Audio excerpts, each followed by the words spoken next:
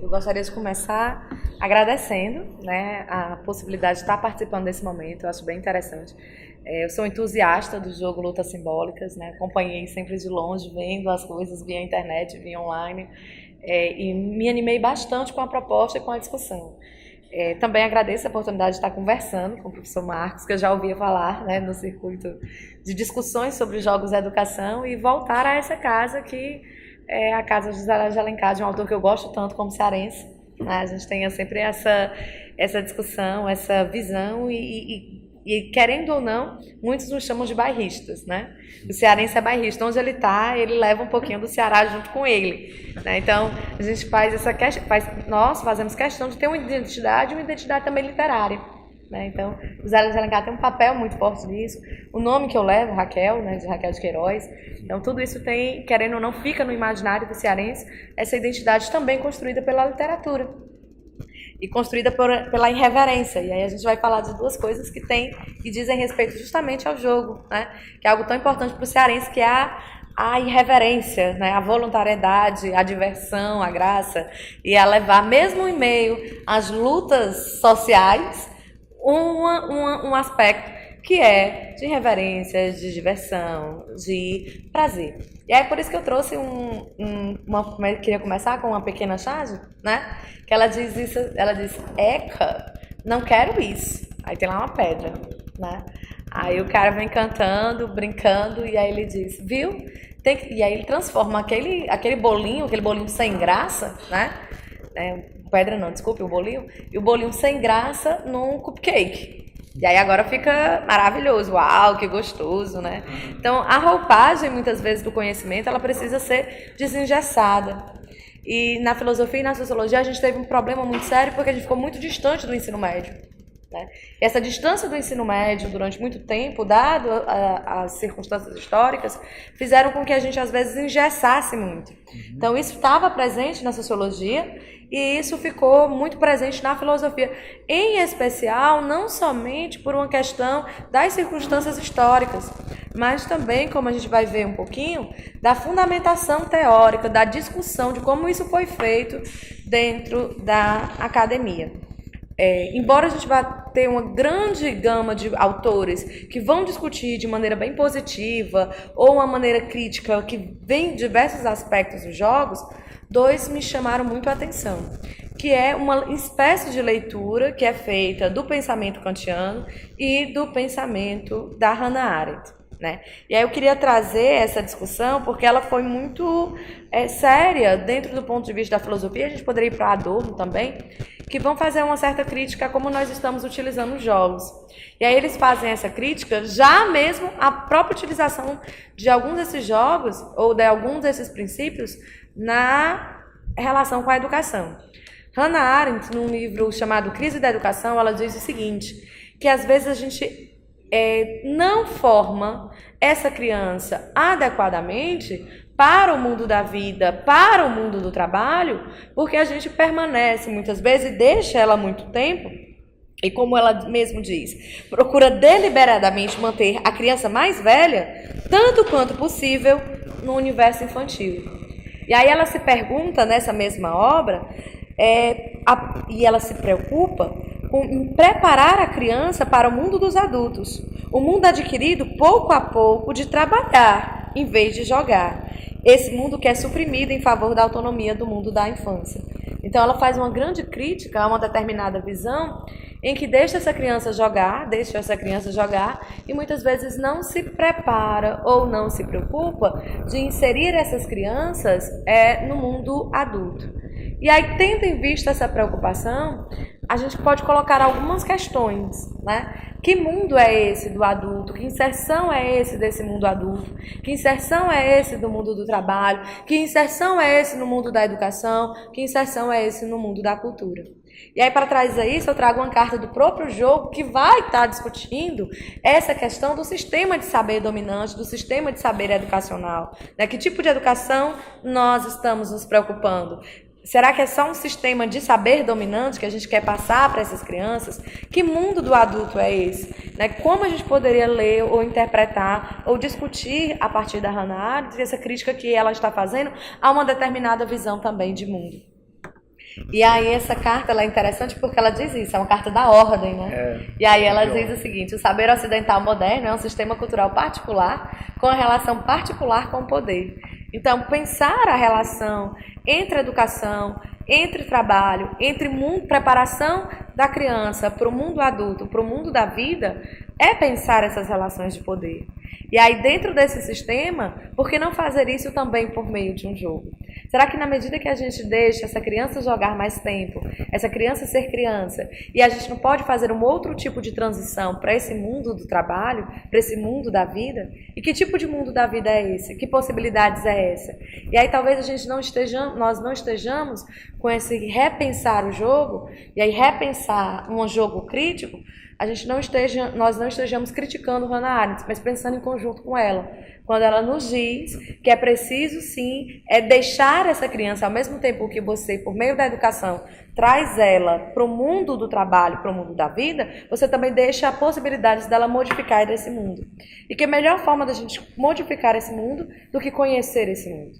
Então, o que está por trás, às vezes, da crítica tanto de Kant como da crítica de Hannah Arendt, há essa relação entre o jogo e a educação, voltando-se ou não para o mundo do trabalho e o mundo da vida, é um tipo de jogo e como nós estamos utilizando os jogos. Antigamente, a gente tinha uma visão, e aí o professor Marcos está aqui para complementar essa ideia, muito problemática do jogo dentro da academia. Não foi fácil respeitar o jogo dentro da discussão e dentro das circunstâncias políticas. Até hoje mesmo, a gente está se perguntando, né, nas políticas acadêmicas, nas políticas de maneira geral, qual é o papel do jogo, se é um mero divertir-se, qual é o papel do prazer. E isso não vem de hoje, vem de uma sociedade, de uma realidade que muitas vezes não vê o homem como um todo, né, de uma razão instrumental que se pôs o homem como cabeça e esquece que o homem também é corpo, sentimento. De uma tradição, e aí outra leitura problemática do pensamento platônico, do mesmo jeito que havia uma leitura problemática do pensamento kantiano, uma leitura problemática do pensamento da Hannah Arendt, e aí muito mais na recepção desses pensamentos do que necessariamente do que esses autores estão dizendo, mas do pensamento do Platão aqui, no qual você tem razão versus corpo. Razão versus discussão. E hoje a gente está fazendo uma releitura de Platão não pensando isso. Não é razão versus sensação. Né? Qual é o papel da sensação? Qual é o papel do corpo? Né? E aí a gente também tem na tradição até mesmo do espírito versus carne. Né? E aí fica uma dicotomia onde o prazer parece que é negado, o prazer precisa ser negado, os sentimentos precisam ser negados, se a razão não cuidar bem, isso vai ser desorientado. Mas que parte é do orientar e que parte é do segregar? Né? O homem que é só racional, que não pensa, que não age, que não sente, que não tem motivações, né? Que é só produzir, produzir, produzir. Não é à toa que essa discussão dessa razão instrumental criou um grupo de homens-máquinas, né? Que por meio, inclusive, desse trabalho, são tornados objetos. São seres que são objetificados, que são seres que vivem para a produção, que se tornam homem-máquinas. Então, a gente também se preocupa com isso e a gente reviu isso ao longo da história das disciplinas críticas, né? E aí todas as disciplinas passaram a perceber que não existe essa disciplina, que não é também uma discussão crítica, que se eu ensino mecânica, se eu ensino eletrotécnica, se eu ensino outros saberes, eu também tenho uma criticidade, porque a ciência não é neutra. Então, a gente construiu uma visão epistêmica diferenciada porque a gente pensou a razão de maneira diferenciada. Pensou uma razão mais vital, uma razão mais ativa, uma razão que leva em consideração esse homem como um todo. E aí, por que as críticas aos jogos, muitas vezes, não acompanham essa nova visão epistêmica, não acompanham essa nova visão social? E aí, por que muitas vezes a gente trabalha com o jogo, não necessariamente como um método em si, mas como simplesmente um recurso metodológico, um aporte, um plus, algo mais, algo que não precisa necessariamente estar ali, né? Porque o importante é o conteúdo, como se a forma não fosse importante, né? Como se essa discussão na qual ela é passada também não fosse importante, como se a gente não tivesse que aproximar essa discussão do mundo da criança. Né? E aí a gente vem trazer essa discussão não só para o mundo da criança, mas para o mundo do adulto também. Que mundo é esse do trabalho que não leva em consideração o ócio criativo? Que mundo é esse do trabalho que não leva em consideração essa dimensão completa do ser humano? Que mundo é esse do trabalho que exclui uma boa parcela do homem, que é ele mesmo, a parte dele que é emocional, que é afetiva, que tem outras vertentes. E o mundo do trabalho mudou e está percebendo isso. E aí a gente precisa perceber também isso dentro do mundo da educação, né? Quais são esses papéis, não como recursos, não como a mais, não como um plus, mas como algo que faz parte da realidade, faz parte da inserção e da aprendizagem, e que faz parte dessa questão que a gente está buscando tanto, que é uma aprendizagem significativa. E aí, pensando nisso, a gente tem que repensar a estrutura do jogo, repensar a estrutura desses pensadores. E aí, quando a gente vai buscar, você pensa que isso é novo, esse debate ele já está lá, presente em autores bem da antiguidade. Você já tem uma discussão sobre a importância do jogo em Heráclito. Você já tem uma discussão da importância do jogo em Tomás de Aquino. Né? Na Suma Teológica, ele vai falar da Eutrepélia. E aí o que ele diz sobre isso? Sobre a necessidade. E aí o pecado é não ter um momento de descanso. Não ter um momento de ser ele mesmo. Olha que interessante, quando a gente vai fazer uma releitura. Um dos filósofos que trabalham muito sobre os jogos, que é o Walter Benjamin, ele também fala sobre a necessidade de a gente fazer uma releitura da história, né? A história contra pelo. E se a gente pegar uma leitura desses autores mesmo, do próprio Kant, quando ele vai falar sobre o jogo da imaginação, né? Como essa discussão do qual é o papel do estético, né? Lá na crítica da faculdade do juízo, você pode pegar uma nova visão, inclusive dos jogos. Quando você pega a crítica de Hannah Arendt, você pode pegar uma discussão de que tipo de jogo era esse que estava sendo utilizado, que tipo de a relação entre jogo e aprendizagem era essa que estava sendo feita. E aí você pode voltar que isso é possível você discutir sobre até a importância dele para o raciocínio lógico matemático, para os raciocínios de maneira geral, para a lógica, para a filosofia. Você tem, por exemplo, a discussão de um Leibniz ou de um Bernoulli, que também vão estar trazendo a importância dessa formação para o jogo matemático. Hoje, eu pelo menos gosto muito, alguns aqui gostam muito de RPG, né? E quem joga RPG sabe a ideia, a importância que nós temos, que vamos aprender com esse jogo de imaginação, que é uma inserção na vida, né? Que é uma realidade que discute e imerge nessa realidade vivida, e você aprende a partir dessa realidade vivida, e você vai criando um mecanismo de raciocínio lógico, de raciocínio matemático, de construção de uma realidade, de criar saídas, que talvez seja isso que seja necessário para a gente aprender a como fazer e trazer isso para a nossa realidade não vivida. E pensar isso é pensar a realidade também, porque hoje uma das indústrias que mais crescem são as indústrias dos jogos. Se você for fazer um dado sobre as análises de quanto a gente está investindo, as indústrias dos jogos, elas se equiparam em muitos lugares, em alguns lugares até ultrapassa a indústria de entretenimento como a música. Né? Então, o jogador que gosta de jogos, ele investe em jogos. Né? O jogador de RPG investe em livros, em tabuleiros. Hoje nós temos esportes. Né? Hoje a gente tem campeonato brasileiro. A gente tem, inclusive no Brasil, a gente está com o campeonato brasileiro de esportes, né? Onde cada time coloca o seu jogador para disputar. Então, o jogo está tendo uma outra visão. E aí entra a questão, por que não se ressignificar ou repensar esse jogo dentro do papel da educação? Não simplesmente como um aporte, como um recurso metodológico, mas ele já como um método em si. Né? Há essa possibilidade? Temos essa possibilidade? Aí a questão é como nós relacionamos esse jogo com a realidade. Né? E aí é nesse ponto, como você criar estratégias para viver? Como você criar estratégias para usar razão e sentimentos? Né? E aí o jogo ele traz muito disso, porque ele amplia uma determinada realidade vivida.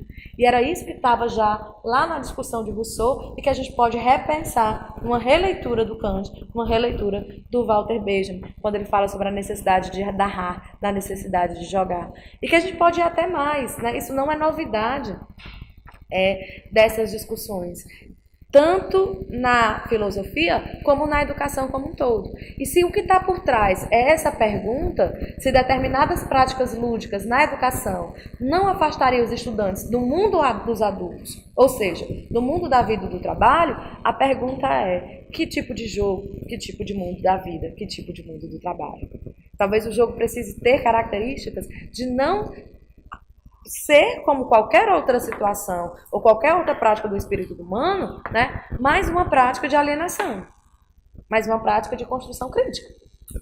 A questão não é o jogo em si, né, mas as práticas como a gente usa, porque você pode utilizar construções sociais extremamente importantes para a alienação.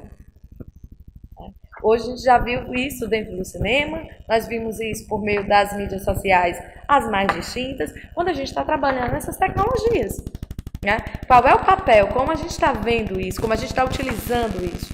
E não mais se o jogo é bom ou ruim, como era a discussão sobre a técnica ser boa ou ruim. Hoje temos um avanço na discussão sobre as tecnologias. Precisamos também trazer esse avanço na discussão sobre os jogos do ponto de vista teórico. Né? De que tipo de realidade e como nós inserimos esse estudante nessa realidade e que tipo de educação nós queremos. Porque aí o que entra em conflito é muito mais do que um jogo com outro jogo, mas de como a gente está pensando nessa educação. Que tipo de educação, como nós estamos lidando com esses conteúdos, como nós estamos lidando com essa formação de saberes. E aí a pergunta, será que não somos nós da academia que estamos também nos distanciando do mundo da vida? Do mundo do trabalho, e é por isso que muitas vezes estamos isolados. Né? Então, cabe trazer esse questionamento para a própria forma como nós estamos lidando com os conhecimentos. Por que está sendo cada vez mais difícil ler? Por que está sendo cada vez mais difícil viver uma realidade consciente, uma realidade crítica? Né? Por que se extrapolam mecanismos desse prazer exacerbado? Né? Talvez também porque a gente esteja de outro lado com a razão exacerbada, ensinando de uma forma de uma razão exacerbada que a gente tanto critica como sendo razão instrumental. E aí pensar isso é pensar novas vias de discutir tanto as relações com as novas tecnologias, como a relação dessas novas tecnologias com o ensino-aprendizagem, com os jogos, com a educação, com o mundo do trabalho e da vida. Né? O professor Marcos é professor de educação física, né, professor? E aí trabalha no departamento. Quantas vezes a gente não tem um preconceito contra os profissionais da educação física? Né? Uma disputa que muitas vezes as pessoas não compreendem a dimensão teórica, da dimensão da discussão sobre o corpo, porque tem uma visão às vezes negativada do corpo. Né? Quantas vezes um estudante não chega no ensino médio querendo saber por que ele tem que ter aula prática, aula teórica, e não simplesmente aula prática de educação física? E aí o professor ele precisa, e aí ele faz um trabalho e está formado para isso, para discutir esses elementos. É o mesmo problema que nós temos na filosofia.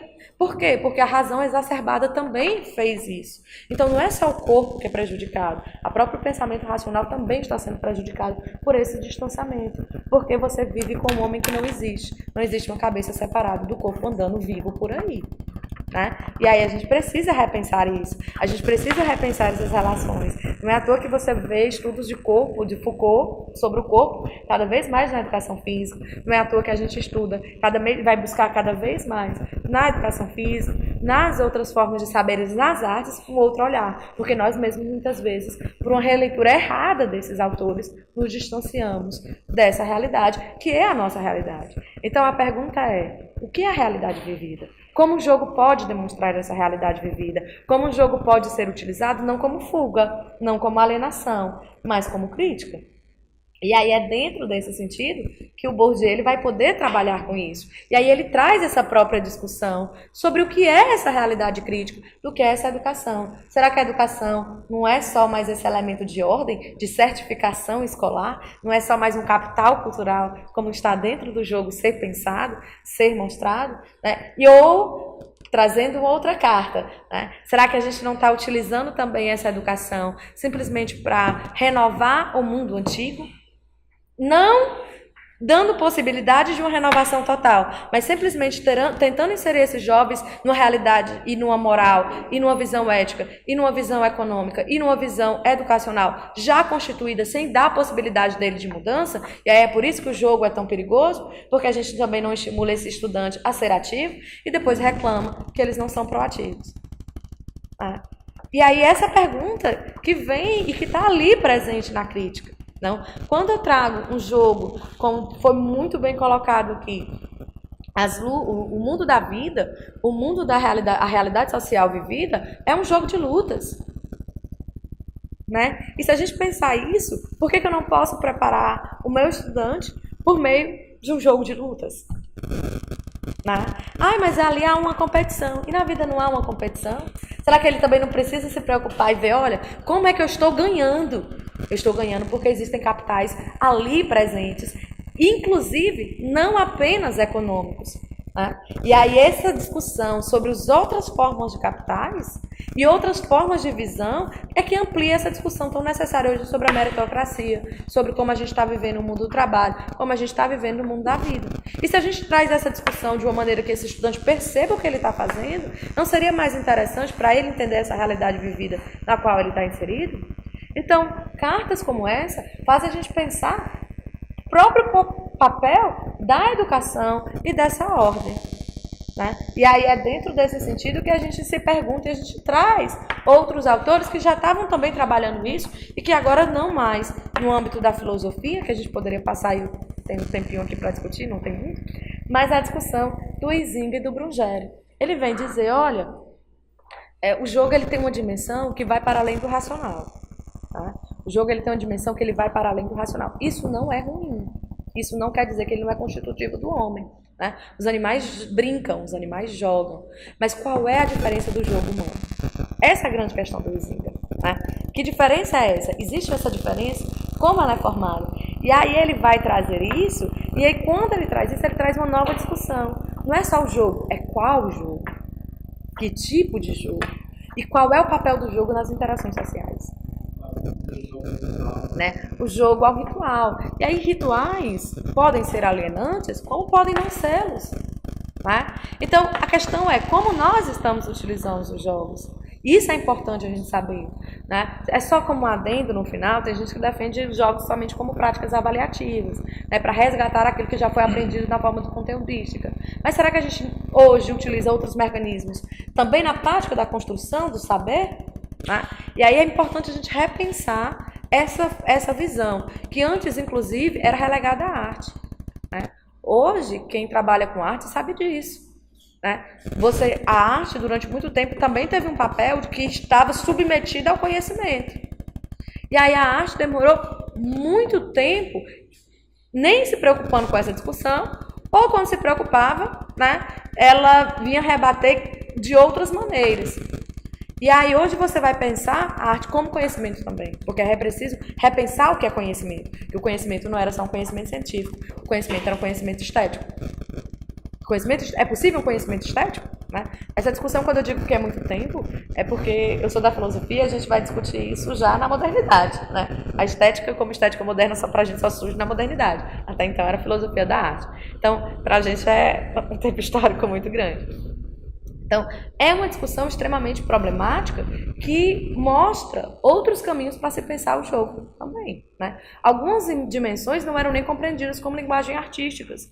Hoje, nós já compreendemos a arte como linguagens, as artes, e compreendemos algumas dimensões que não eram e que houve algeriza. Houve algeriza ao cinema quando ele foi implantado, quando ele foi criado. Né? Então, é preciso perceber que a gente vai quebrando essas barreiras, quebrando esses padrões. E Brungeri ele vai falar de um outro elemento, né, que é a ideia de voluntariedade do jogo. Que quando a gente joga os jogos educacionais, a gente perde esse elemento muitas vezes da voluntariedade do jogo. A gente traz um outro elemento que é complicado e tira o jogo do seu ambiente. Mas ele mesmo vai dizer que depende também de como nós estamos fazendo isso. Tá? Então, essa discussão que a gente pode levar para o RPG, que já vem há muito tempo, quem são os estudiosos de RPG e educação, e que hoje a gente pode trazer para jogos críticos, como lutas simbólicas. Né? Precisamos repensar como é que nós estamos ensinando essa relação de imaginação e mantendo a magia do jogo, mantendo a diversão do jogo, que não é aquela coisa, ai meu Deus, lá vem o professor com a dinâmica. Ai, lá vem o professor com o jogo, será que não para? Né? Porque parece que tira tanto que a pessoa consegue tirar uma coisa que é prazerosa, né? E aí aquela voluntariedade se torna obrigação. Então, a gente tem que repensar isso, e a gente está repensando isso. Né? O professor Marcos, com os estudos dos jogos, ou os professores dentro da educação física, que tem uma grande produção sobre o papel dos jogos, né? E dentro da filosofia isso também, que já era antiga e a gente precisa fazer uma releitura. Fizemos uma releitura da razão vital. Precisamos fazer uma releitura agora das outras questões que foram afetadas por essa visão. Uma delas é os jogos, né? E aí é nesse sentido, tá, que a gente vai pensar, e aí tem uma carta falando sobre isso, sobre o boicote estético, né? Chega de eu te amo, as mudanças estão acontecendo além do amor, né? Além das palavras de amor. Que as mudanças estão acontecendo por meio da ação, né? E a gente precisa também agir, a gente às vezes precisa ser crítico de alguns ideais que para nós são muito belos, e uma certa discussão do jogo que pode ser idealizada para trazer essa discussão também para uma crítica teórica que veja as limitações do jogo e que veja como a gente pode utilizar isso, sabendo que aquilo é uma realidade vivida, sabendo que assim como tudo na vida tem perigos, tem implicações, né? A gente vê tudo de maneira dialética, então por que não pensar em refletir sobre o jogo de maneira dialética? E aí esse é um pouquinho do nosso trabalho lá no IFRN, que é o Play Filosofia, o Pressão em Filosofia, né, que é a filosofia no IFRN, que a gente trabalha com gamificação e ensino de filosofia. Tudo começou com jogos de RPG, com um programa no IFRN Macau, que hoje ele é coordenado pelo professor de biologia, para você ver a interdisciplinaridade dessa discussão, né? Que era uma discussão sobre jogos de RPG usando o sistema de Castelo Falco, e depois foi para outros sistemas também, de pensar essa realidade com a educação, e que hoje a gente está num processo de discussão que não é só nosso, né? Não é só da professora Elza Raquel, como eu disse, o projeto hoje está com o professor Luiz, tem completamente outra roupagem, tem outros projetos de discussão sobre isso na filosofia, no próprio IFRN, que é um jogo criado pelo Campus São Paulo de Potegi, né, que inclusive já chegou esse projeto na CCTEX, nas feiras, e aí ele já conseguiu se internacionalizar, né, ele foi apresentado no Congresso em Paris, né, que é a discussão de pensar esse jogo e aí criticar e ter barreiras. E o projeto no IFRN Campus Mossoró, que também já teve algumas discussões de gamificação, né? Tanto em elementos utilizados em sala de aula, como salas temáticas de práticas lúdicas, tanto em projetos de ensino, como em projetos de pesquisa e extensão em alguns desses eventos, que é a nossa discussão sobre gamificação, né? Aí está aí algumas discussões, e é um pouquinho do que a gente está trazendo, também para apresentar um pouco dessa discussão sobre o que é e o que estamos fazendo ou fizemos nesses 2 anos de projeto sobre o que é a gamificação, porque a gente saiu da discussão sobre jogos para outro elemento que já é uma outra discussão, que é a utilização dos mecanismos de jogos em contextos diferentes daqueles que estavam ali pressupostos. Hoje a gente tem essa discussão sobre gamificação na educação e também em empresas, né? A utilização dos elementos dos jogos em outros contextos. Então, mas ainda, mesmo que haja essa discussão sobre a gamificação, ainda você pode se deparar com coisas interessantes, que são, por exemplo, o Lutas Simbólicas, né, que vai trazer essa discussão, vai trabalhar com essa realidade de vida, nos mostrando como ela é, como ela está, e aí ensinando e discutindo, e essa pessoa tomando consciência, e por que não? Isso também é um preparar-se para o mundo da vida e o mundo do trabalho. Não necessariamente para ganhar sabendo ou usando os capitais, mas para entender como funciona esse jogo. E aí ela conseguir captar na realidade quais são os elementos que muitas vezes a impedem de ter socialmente aquilo que os outros têm, né? Ensina direitos, ensina uma cultura de paz, ensina uma crítica à violência, ensina a entender que jogos são esses, né? Que jogos vorazes são esses que nós vivemos todos os dias. Que realidade é essa? Que a gente vive ganhando e perdendo. E quando a gente perde, é game over para as nossas vidas. Então, é preciso a gente aprender a ganhar. E às vezes aprender a ganhar é sobreviver nesse mundo caótico, sabendo como esse jogo funciona. É isso.